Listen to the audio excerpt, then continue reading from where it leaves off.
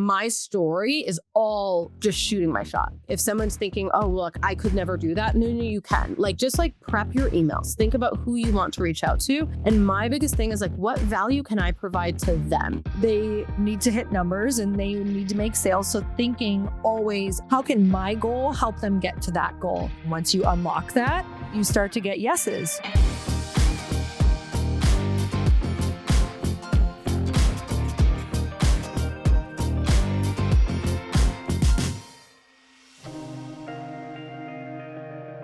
Marina, welcome to the Earn Your Happy podcast. Thank you so much for coming on. Thanks for having me. I'm so excited. We were just yapping so much before, so I'm like really excited to talk about all the things. Guys, we have decorated our homes. We have talked about your event coming up. We've talked about all the things. So now we decided to hit record and get the good stuff for you guys too. So I'm so glad that you were able to make this happen. I know that you are busy CEO woman on the road right now. You weren't sure if you were ever going to have your hotel room for this. It was crazy. We're in Austin right now doing our Future Summit event, and it's happening during South by, and Austin is packed, like packed. So if someone's listening and they've been to Austin during this time, they get it. But yeah, my hotel situation was crazy, but I'm so happy that I was able to get in and get situated, but we have a long week ahead. So you have a really exciting long week. How do you feel like leading up to these things? Paint me a picture of what that looks like. You're CEO of Create and Cultivate, which we're also going to back up from your story very soon.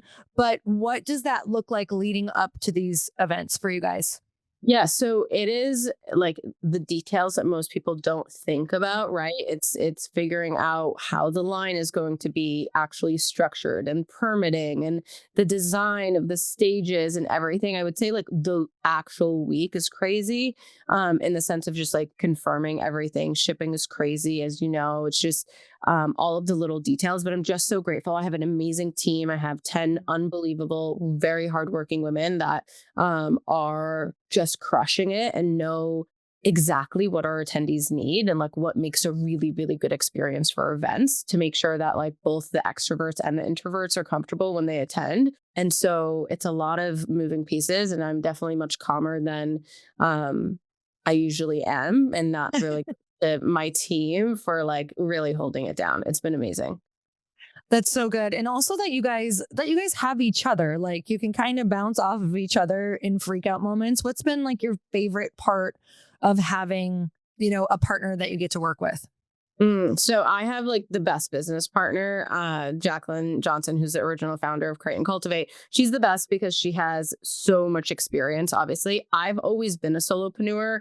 I've never had a business partner, and it's definitely a lot more work. It's just like a relationship. It's a marriage, right? You have to talk through things. You're not going to always see eye to eye, but there's nothing better than being able to like pick up the phone and be like, hey, how would you handle this? Or, hey, I got this email, like I reacted like this. Would you have done that? And I think we're in a unique space because like, I'm in the day-to-day, I operate the business. I really like kind of like make the calls on a lot of things, where for her, she's done that for 10 plus years. And so she's, isn't in the day-to-day in that sense. And so it's been really cool to kind of like lead in a new way, but also always have that legacy where I could go back and be like, hey, question, how would you do that? She's been doing South by and events for 10 plus years. Okay. So I want to back up because I want to talk about how you grew up. What were some of the core beliefs in your family that you can remember growing up from like 8 to the age of 13? That was just like, this is how you perceived the world. This is how the world is. This is how we operate in the world. This is who we are. Yeah. So I was born in Egypt and I'm an only child. And so when we came here, I was around 8. So like just thinking through that time specifically was such a pivotal moment for me because my dad was an an engineer and my mom was a science professor in Egypt. But when they came here, their degrees like didn't really mean anything. So they had to start from scratch. So what I saw growing up early on was, a lot of resilience, a lot of hard work, but at the same time, like I associated like those beliefs, like I associated happiness and worth with money. Like when I saw my parents really stressed out, it was because they didn't feel like they had enough money. We were in and out of family homes for a really long time. Like I was literally living out of suitcases because we couldn't afford a house. And so it was really interesting, like now being as an adult, thinking through like, oh, this is where my relationship with money stemmed from, you know?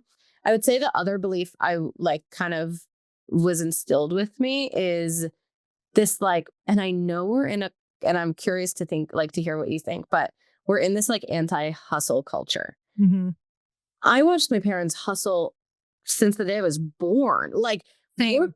what you know what I mean? Like, they didn't take days Mm-hmm. off. They were working around the clock. They were entrepreneurs when they came here. They owned pizzerias. They were like, they were trying to figure it out. And it wasn't like, oh, I don't know what to do. They were always having this like solution mindset. And that's what was like really ingrained in me. And I think that's why I'm like the type of worker and work ethic that I, have now for sure is from that. Mm, I'm same. So I'm curious to hear from that. Like, how do you feel about the mentality of like soft girl era and this is just meditate on it or manifest it? Like, what are your thoughts around that?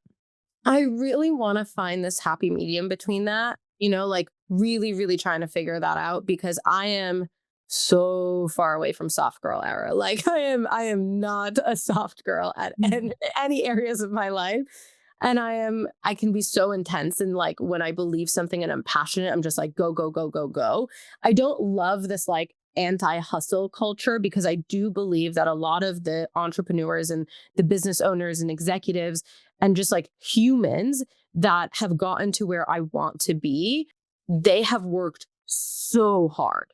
Mm. And I just don't believe that they've gotten there by like working 1 hour days. Like, I just don't believe that. I don't know how, but I do believe that you can work a lot and hard and smart and also like meditate and journal and take care of your health and all of that. And that's what I'm trying to find right now is that happy medium in like taking care of myself and also being like extremely busy.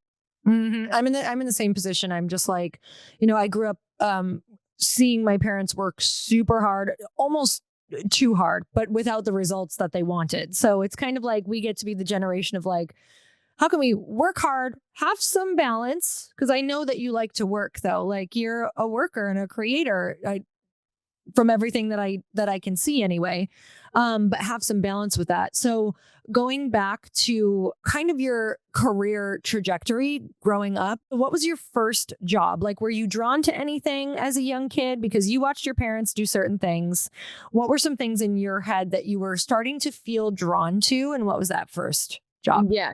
I worked so much, Lori. Like my first job was at an ice cream barn in Massachusetts and I love it.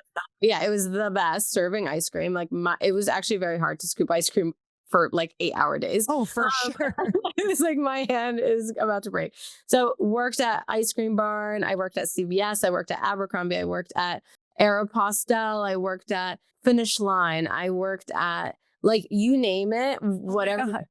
I like worked at it. Even all the way to college, I wasn't like I'm still not really a big drinker. And so like I would go to class, I would get out of class, I would then go to work at Louis Vuitton in Boston. I was a sales associate there. And then I would get out of that job and go bartend. So like, oh my God, I was slammed. And so I just like didn't know any other way. Like I love working. And one thing I'm working through, like even with my therapist and leadership coach and mentors is like, I associate my worth with like my work ethic, right? Like the harder I work, the more like accomplishments I can do, or like even like team members I can help, the more that I feel like, like I just feel good, And so that's like, that's where I find that happiness. But it really did come from like my first job working at an ice cream bar. And I was like, I'll spend my summers working and not like hanging out with my friends, Totally. Okay. I want to dive into that because that is like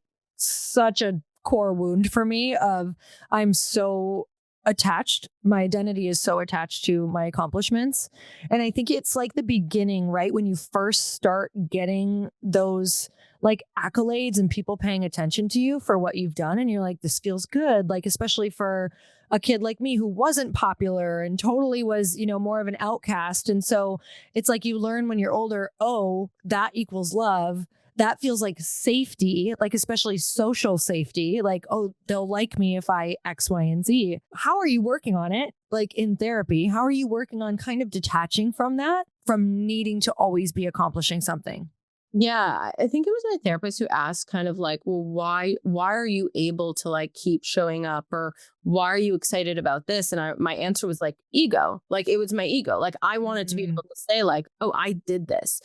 A similar like I was bullied growing up. I had zero friends, and then when I did have friends, they also sucked. So I was like, I just like didn't Same. have like I just didn't have like a core community, and like Maybe we should introduce those sucky friends to each other now. but I am like, I am the queen of being like, look at me now. Like, Mm, where are you? Like you tore me down for no reason. So I always said like it's ego. And so kind of how I'm working on now is like, and I'm so grateful for Create and Cultivate, as a previous attendee, I fell in love with the work that Create and Cultivate did because it advanced women and advanced people to like be happier and be more fulfilled and make more money. And so like now the focus isn't like on me and what I'm doing. It's more of like how I'm doing things. Is that paying back to that mission, right? Are mm, our events growing? Are we reaching more people? Are we helping more people? Are our testimonials and satisfaction rates higher? Like it's more about that and the success of mm. the business because the impact that the business makes versus like, oh, this is going to make Marina feel good. Mhm, mhm. So tell me how you got started with Create and Cultivate. Like, let's go way back to you more as first, I want to go to your first trip into entrepreneurship and then we'll get into that. So tell me where you were working right before you became an entrepreneur and then what was that step into entrepreneurship? Yeah, so I had a sales job previously, like right out of college, and then I got pregnant with my son at 23. Sebastian, who's 9 now, he's the best, and Was that a surprise or was that planned? oh, such a surprise, such a Okay. surprise. Yeah, was not planning to get pregnant at 23, got pregnant, quickly got married, quickly got divorced. I was like Mhm. in a really toxic relationship and took a year off of work. And I was like, okay, what am I going to do? I went to school for marketing and business communication. And so I was like, oh, my dream has always been to work for like a Google or an Amazon or a Yahoo. And I ended up landing a job at Yahoo. And that was like, for me, the big, like when people think of like accolades, that was like my big moment, right? I was a single mom. I just landed this, job that was paying me my first salary was like $175,000. I was 25 years old. I was It's huge. so happy, like Mhm. so happy. Benefits. They did Thursday manicures. They changed your oil. Like Yahoo was the Let's best. go back. Like truly, I'm like, what am I doing? I'm exhausted. But like, it was unbelievable. And that to me, I was like, oh, like I can do these things. I can build my own life. I can, Mhm. take care of my son and like all of this stuff. And so that was my job right before I became an entrepreneur. So I worked at Yahoo, Yahoo News, and Tumblr. And all I focused on was building digital media campaigns for some of the largest brands from like Walmart and Hulu to LVMH, like you name it. It's kind of focused on bringing those launches and products and storylines to life. My last role was at Yahoo News and my department got cut. They lost funding. So I got laid off. It was December 2019. And my husband's like, listen, like, you really love blogging and like being an influencer, like why don't you go full time? And I was like, yeah, this is my chance, like I'm going to do that. And I remember I like announced it. I was like, I'm a lifestyle blogger now, like, come to me for all the things. And I Yeah.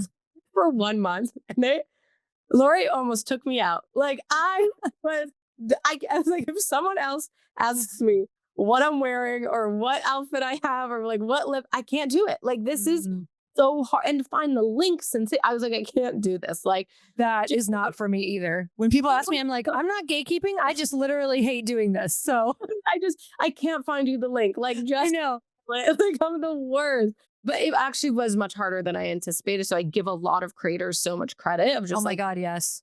and so I decided that didn't work, which was like a pivot for me and kind of embarrassing if I would like be honest. And if anyone's listening of like being uncomfortable with pivoting, that was me. Like I Mhm. was more embarrassed that I had to decide that I hated blogging than I was embarrassed that I got laid off because I Mm. felt like, oh, people are like watching me fail. Nobody cared. You know what I mean? Like it's just like Mhm. it was a story that I made up in my head. And so I was like, okay, I'm going to start this company called Empowered Confidence and we're going to do events for women and help them build their confidence. I signed a deal with Reebok. I signed a deal with the YWCA.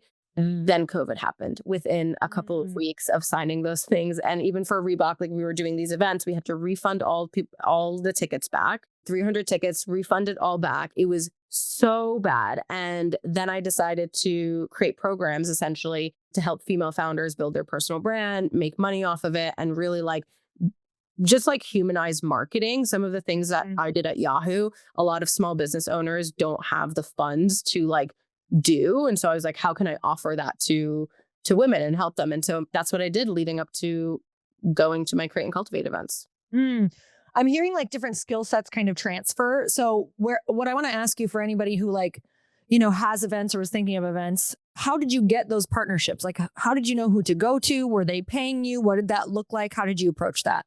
Yeah. So I think a lot of parts in life is like a little bit of like craziness and delusion. And then For sure. it's like luck. You know what I mean? Like I was like, I would love to do this. Reebok was headquartered in Boston, and I was like, I really want to connect with them. My cousin did not believe that I could be a successful entrepreneur. And so he was like, can you just give me your resume? I'll give it to, he works at Yahoo. He was like, I'll just give it to my like boss or like circle it around. And I was like, no, I can do this. Like I will thrive as, an entrepreneur. And he's like, all right, let me connect you with this person at Reebok. Maybe, you could do something there. And I connected. This person said no. They connected me with another person. She said yes. And she's like, let's do it. Like, let's create these events. And so it just like happened. YWCA was a little bit different because I really wanted to focus on women. I really wanted to focus on women that were struggling and homeless. I really wanted to talk to lived in shelters and young like girls in middle school. So that was like a passion of mine. And so I reached out and I put together this whole program of like how I can impact these women. And so that was literally just shooting my shot.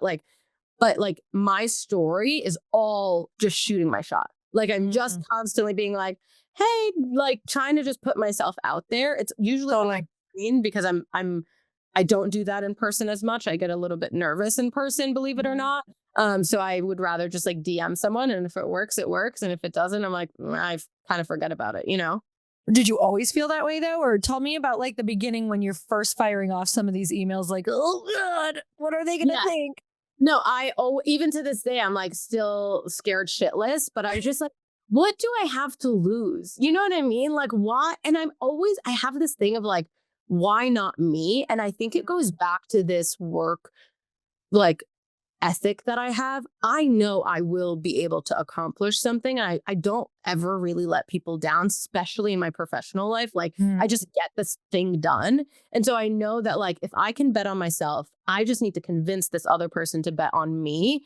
And it's kind of a game over from there. And so that's kind of been what my like delusional side of is like, well, why not me? Like, why can't I do it? And so I do like definitely like if someone's thinking, oh, look, I could never do that. No, you can. Like, just like prep your emails. Think about who you want to reach out to. And my biggest thing is like, what value can I provide to them? It's less about me. It's more about like, well, I know I can do this, but how is this going to help the person that I'm talking to or the organization that I'm talking to? And that has always been like my motto. And I know we'll eventually talk about it, but like even getting into Create and Cultivate and like being a speaker there, like it was never like, I want to speak. It was more of like, here's the value that I can provide to your community, Yes. Yeah. This is like one of the biggest changes in my life. And when you actually start to get things and people are interested is when you realize that it's a person on the other side. Like it's a person who actually is interested in real relationships and people who are interested in them. And also that it's a business who has needs and they, need to hit numbers and they need to make sales. So thinking always of the person that you're pitching in terms of what do they need and how can we help them get to that? Like, how can my goal help them get to that goal? And that's like changed my life literally for everything. I learned that through pitching magazine covers. And it was like, the craziest thing. Once you unlock that, you start to get yeses. So and you receive it better. People like receive your pitches or your emails so much better because they're like, oh, they're not just thinking of themselves. Totally. And I can imagine you guys get so many pitches. And, one of the things is like, make it easy for them to say yes. Like, let them see how this can benefit and have it all laid out and take the work away and put all that work on your plate, take it from them. And that's going to be a way faster yes. 100%.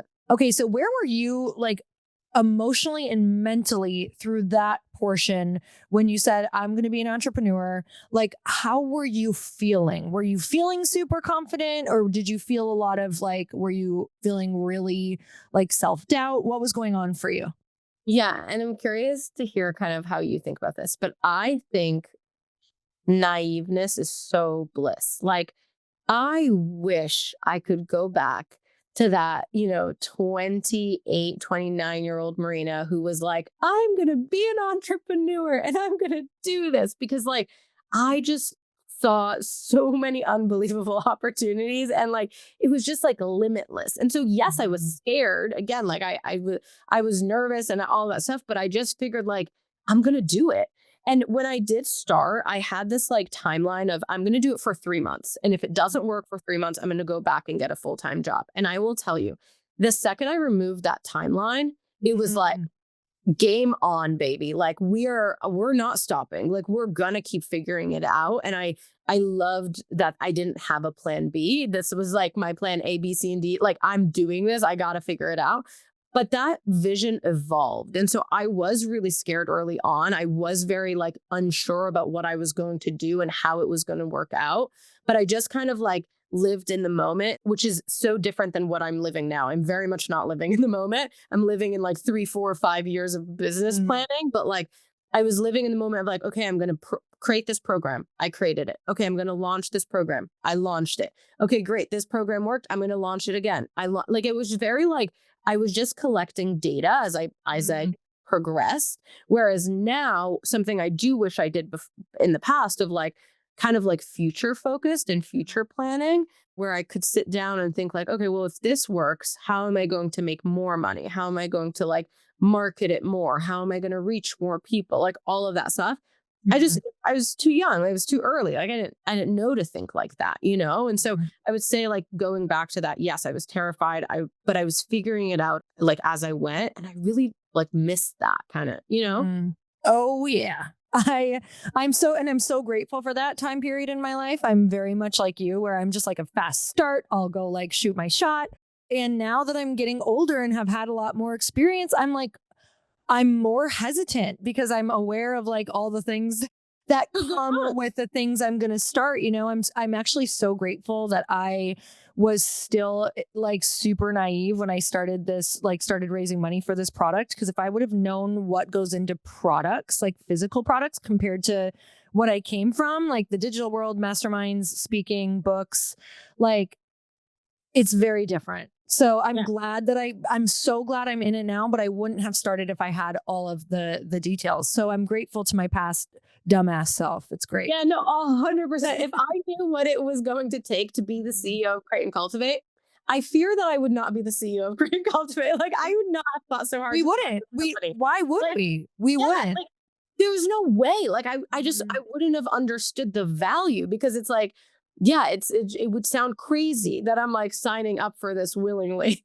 Yeah, but it's like, it's so insane because the things that are like that we would say no to if we actually had all the details, those are the requirements for us to be the women that we see in our heads, like that we know we came here to be. And so for you, what are some of the things that, you feel have really, really, because I can only imagine like the version of you that's sitting here right now, like you're so fucking proud of her of like going for it and going through the things. What are some things that you've gone through in this last year that you feel like have just like really transformed the way that you are and how you think?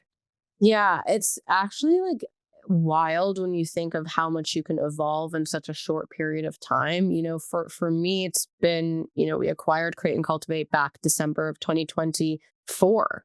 Mm. And so it's only been a little bit over a year. And so in that time, I bought a company, which was the first time I've ever bought a company from private equity at that. So it wasn't like a small business to small business. No, like even figuring that out is like what the what? I have no idea. I literally there were words that they were like the valuation and this and assets, and I was like, yeah, like Take yeah, my money. like yeah. I was like, I would sit on these calls and I would act as if I knew what the hell was going on, and like I would figure it out as the Mm. conversations were going, and so I literally had to like change who I was in a way that like I just didn't know that I had that in me, right? And I would always get off these calls. I still do it to this day where I'm like, I will text Jacqueline or I'll text my husband and be like, hey, I know this is silly for me to say, but I'm really proud that I'm figuring this out. Like, I can't believe I know how to do this. Like, how do I know how to do this? I have no idea. I feel that so deeply. I'm so glad you're saying this because I want women to know listening, like you're on these calls not knowing. Not knowing. And I really do wish more people knew that because I know that most people, especially women, there's a stat that I have to send it to you after, but I think it's like men will apply to 100% of all jobs, even if they have like 50% of the qualifications, where women will wait until they have 100% of qualifications to apply to the job. And it's so like backwards. Why would I know how to buy a company? I've never done it before. So Right, why would I make myself think that I would know, you know? And I just wish more people like took chances and learned along the way. So I would say like, yeah, buying a company I didn't know, raising money from VC that I didn't know, raising money from angels. I didn't know how to do that.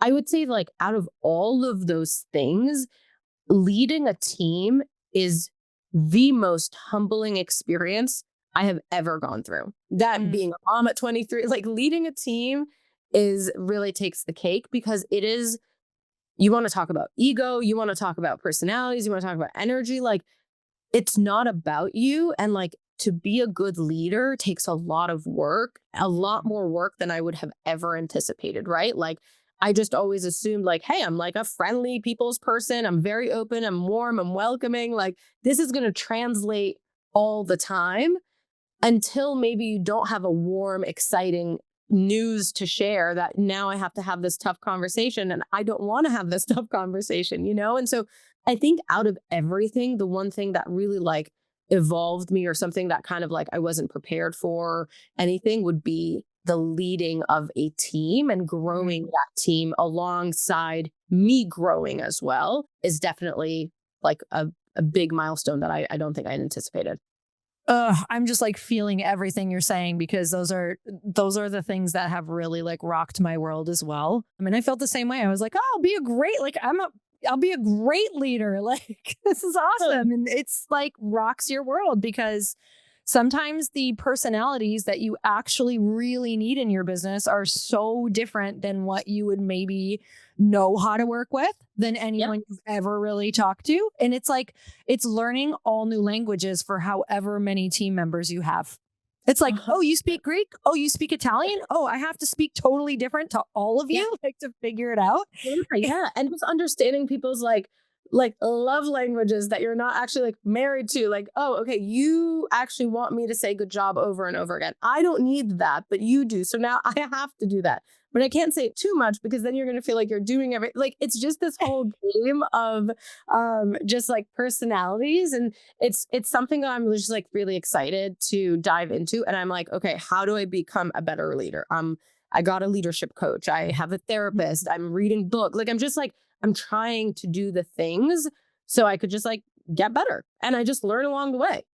Which is amazing. That's so much more than most people do. So I know that your team feels that, you know, and then they get to learn those skills too, which is what makes a really great leader is that those leadership skills transfer down to your team. So I love that you're doing that. I actually would love to. I'm like, I'll chat about your coach later. Okay. Tell me about what that looked like when you even made the connection with Jacqueline to be like, hey, what's going on? Like, I think I want to buy this company. I don't even know the whole behind the scenes of that conversation.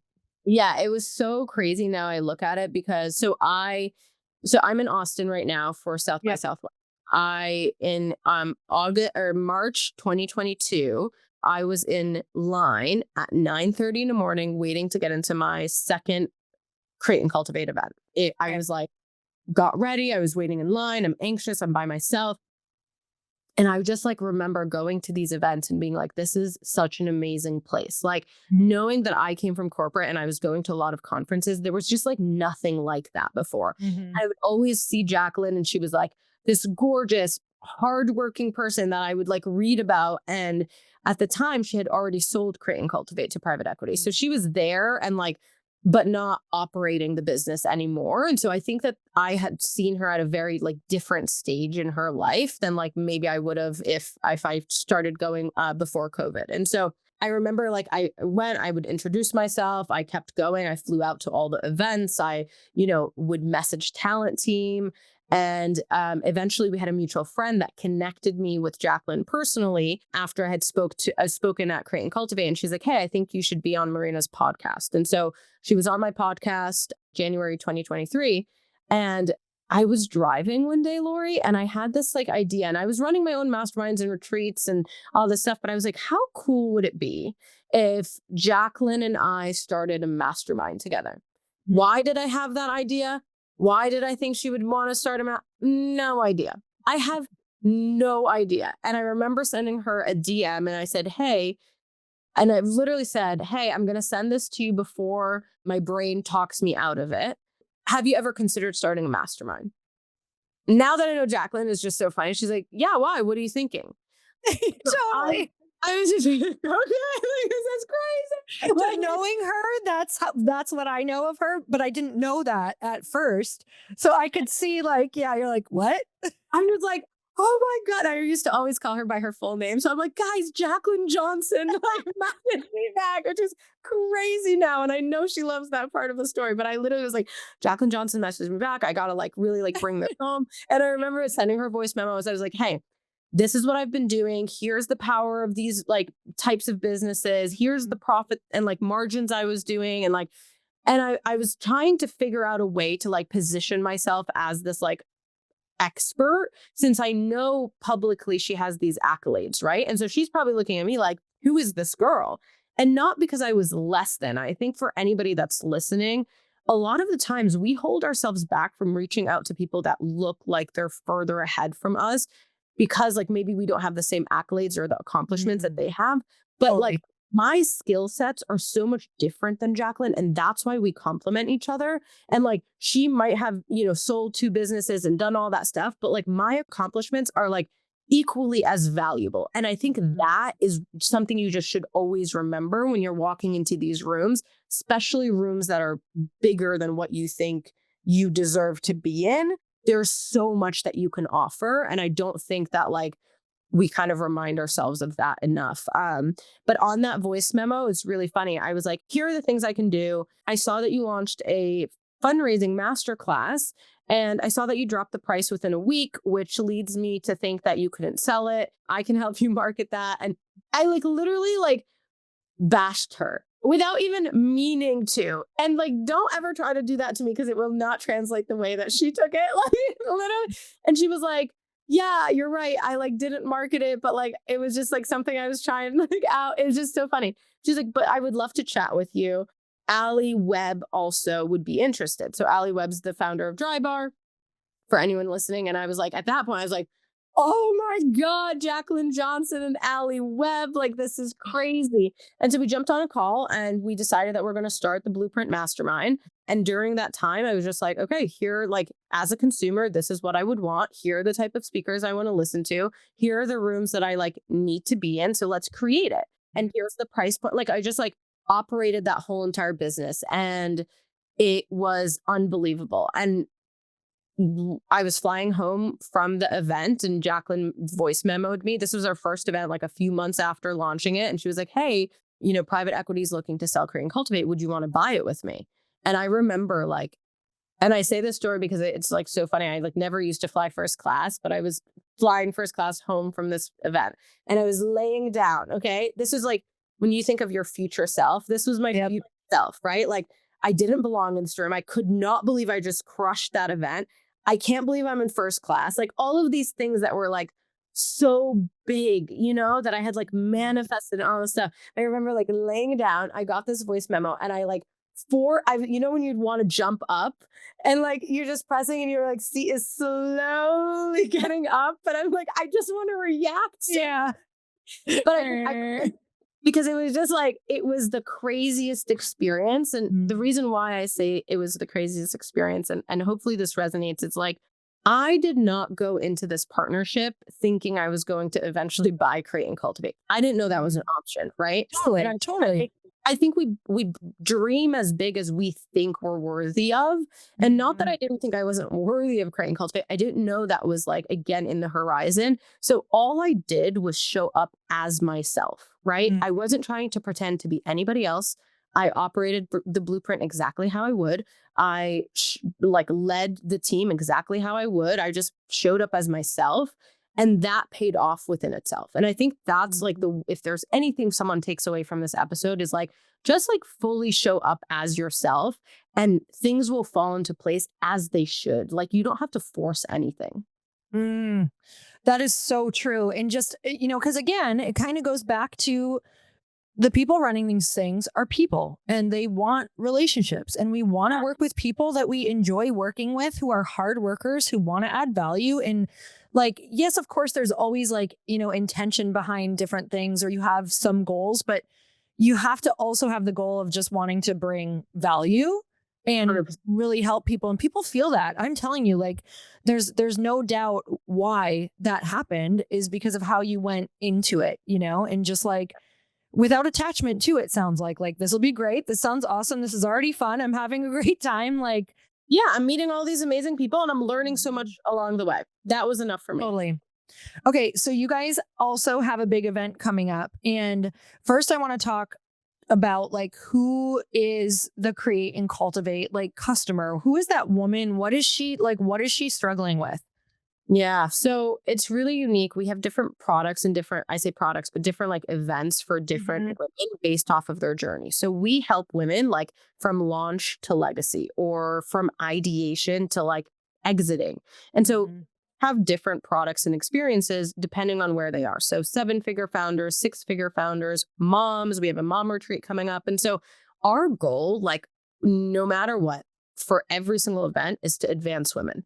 And we do that through like giving them access to resources, giving them access to tools that they maybe not know exist that could help them both personally and professionally, introduce them to new products that they would be obsessed with, right? Introduce them to new people that would change the trajectory of both their personal and professional life. Like that is our number one goal. And we do that through different types of formats of events. But she is ambitious. Like we say, we support ambitious women. Like she is this like hungry woman that is looking for more in all aspects of her life. And she doesn't want to fit in this box. Like that's our girl. What do you think that you have seen is a through line of like what women are struggling with the most in their businesses? Maybe let's start with the 6-figure. Let's go like, let's start beginning of business. What are you seeing that they struggle with the most and what do they need? Yeah, I think it's overwhelm of where to begin. Like it's always like, oh, I have all these ideas. I have all these ideas. Like I don't know where to begin. And so it's hard sometimes to get to that 7-figure or 8-figure or anything, or even like climb the ladder in corporate when one, you don't know where you're actually trying to go and why you're trying to go to that point, right? Like what is that goal? If it's $1 million revenue, like why are you trying to get to that $1 million, right? And so understanding that. But I would say the number one thing is like overwhelm from like all of the information and all of the things that you would do to start. Okay. And then once you get to like that 7-figure founder, how do the problems change and what does that look like? Yeah, I think for 7-figure founders, the biggest problems is one, maintaining the 7 figures and like continuing it year over year. 2 would be profitability. A lot of the times we're generating revenue, but we're not actually thinking about the type of profit that we're making and the margins. So we're spending way more than we're making. And so then the question is, well, how do I scale? How do I get more clients? And then we dive into, well, what are your revenue streams? How, like, where is your money going? And so that really is like the sweet spot of 7-figure founders is figuring out like, one, how do you scale? And then what's next? A lot of 7-figure founders that we work with are thinking about raising money. They're thinking about potentially exiting. What does that look like? And so those are conversations that you don't necessarily have early on at 6 figures. I do wish sometimes women were around more conversations about raising money before they ever think about raising money or exiting, because the information I know now, Lori, would have changed the trajectory of my life early on. But like, I just wasn't in the rooms that they were being had. You know what I mean? And so I think that's kind of where 7-figure founders are just thinking about like, what is their next step? Oh my God. That's one of the biggest things that I feel like you guys do is you expose the more entry level to bigger conversations, which has two things, right? It can feel overwhelming, but it also at the same time is necessary. So, and that's why I feel like you guys approach it in such a beautiful way, where I did not in my journey, like get to hear a lot of things about exiting or building your company, like to exit, had no clue what that even was until I got into those bigger rooms where I was like, well, shit, like, Yeah. did I build this right? What's my focus? So you guys are building to exit. Yes. Okay. So tell me what goes into like, what do you look at? How do you set up for a company that you want to build to exit? What are some things people need to know? Yeah. So biggest things are going to be, what are your margins? Like, how are you actually making money at the end of the year? A lot of the times people will do, smaller for us, like smaller events. And they're like, oh, but I have an 80% profit margin. It's like, okay, great. That means you keep what, $10,000 versus maybe having a massive event, like a festival or a big conference, but you only make, 20%. But that 20% is actually $5 million. So just thinking about like, what is your actual profit and how much is your EBITDA at the end? Like, what are you taking home after all of that? So I think that's one. Two, the biggest thing I would say like probably I would move that up to one is, can your experience be rinse and repeat? No matter what, like without the founder, without the CEO, could someone take this product and recreate it and scale it? If the answer is yes, then you have true enterprise value, right? It's continuing to grow. There's profit. You can continue to take this format and actually make it bigger. So that would be like the most important thing. A lot of the times people are building businesses that are like truly blood, sweat, and tears of the founder. And then the founder goes away and so does the business. That is not what Create and Cultivate is doing. And although there's talent-led businesses, like you'll see Jacqueline and I all the time, you'll see different talent. The business exists outside of us. And that's the most important thing when you're thinking about exiting a business. And I would say the last thing is just like, think about who would want to buy your business. It doesn't typically need to be like the traditional person. It could be another events business that wants to integrate that format of an event you have and put it there. Maybe it's another beverage company. Maybe it's a different retailer. Like thinking about like the bigger pictures of some options, I think just helps you be in the same areas as those people, just so you're on their radar. So this is where it's like people are probably super hungry to get in, come to your event, get in rooms with you guys so that you can understand, especially if you're building. I feel like you guys are so good with like product businesses too right now, which is awesome. Tell me about festival. Like what can we expect? Because it's so freaking exciting. I literally am giddy. I know, like, I'm so excited I get to speak there, but it's so funny. I was just getting a ticket. I was like, I'm going to be an attendee. I'm bringing all my girlfriends. Like we were already planning. And I was like, well, yes, I would love to speak as well. Because I was already coming.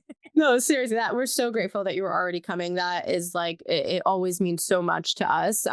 So when we were thinking about kind of Create and Cultivate 2.0 and what we wanted to bring to life, we really thought about like, well, what is this white space? Like what is missing in the business landscape for women in general, right? And so we removed the women aspect and we're like, okay, well, most large events kind of like really suck, right? For sponsors, there's not true ROI. And for attendees, there's not true ROI. Like I go to a conference of 2, 3, 4, 5,000 people. And I'm like, I maybe meet 5 people max.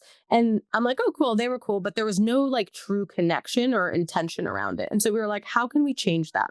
So we thought about blending in this like B2B and B2C conference. So a business to business conference or a business to consumer conference. So you could be a business owner, an investor, early stage career woman, you could be a student, a buyer, or a seller, and coming together to this like massive experience that makes sure people connect. So it's a 2-day festival in LA. Our first one is happening July 19th and 20th of 2025. We have over 2,000 attendees coming, over 200 speakers. We have workshops, mentor sessions, panels, keynotes. We have a live musical performer, which I'm really excited about. I'm very, very excited about this. Some of the biggest names in business and entrepreneurship that you'll see. We have 4 different stages.